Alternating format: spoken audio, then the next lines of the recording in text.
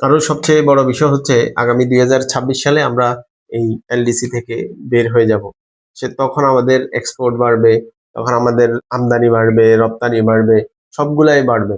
দেশের ইকোনমি বড় হবে এবং ওই ইকোনমিতে যদি আমরা এই বন্দরকে সাজিয়ে না নিতে পারি, তাহলে তো আমরা যে এর মধ্যম আয় দেশে যাব সেখানে তো আমরা সাস্টেইন করতে পারবো না।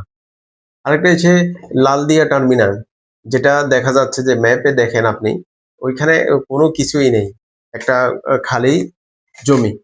এই জমিতেই তারা নতুন করে টার্মিনাল করবে, নতুন করে কন্টেনার হ্যান্ডলিং এর জন্য যা যা করা দরকার সব কিছু ওখানে ইনভেস্ট করবে। এবং বলা হচ্ছে প্রায় $550 মিলিয়ন সেখানে ইনভেস্ট করা হবে। ইনভেস্ট করে তারা আমাদেরকে কিছু প্রফিট পার্সেন্টেজ দিবে।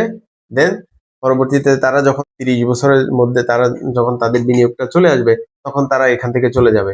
এই যে তারা উইদাউট এনি ইনভেস্টমেন্ট বাংলাদেশ একটা পোর্ট বা একটা কন্টেইনার টার্মিনাল পাচ্ছে, এটা তো আমাদের জন্যই হচ্ছে। এই যে কোর যে জিনিসগুলা, এই জিনিসগুলা আমরা বুঝতে চাচ্ছি না বা বোঝার চেষ্টাও করতেছি না।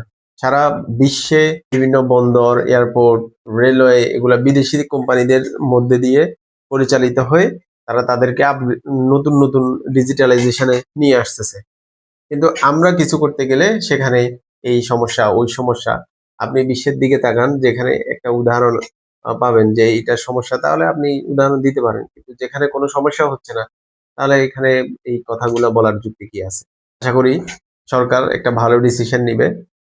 আমরা চাই একটা সুন্দর বাংলাদেশ, যেখানে কোনো দুর্নীতিবাজ, চাঁদাবাজ, একটা চাকরি নিতে কোথাও ঘুষ লাগবে না, একটা কাজ করতে যেখানে ঘুষ দেওয়া লাগবে না, এইরকম একটা স্বচ্ছ বাংলাদেশ চাই।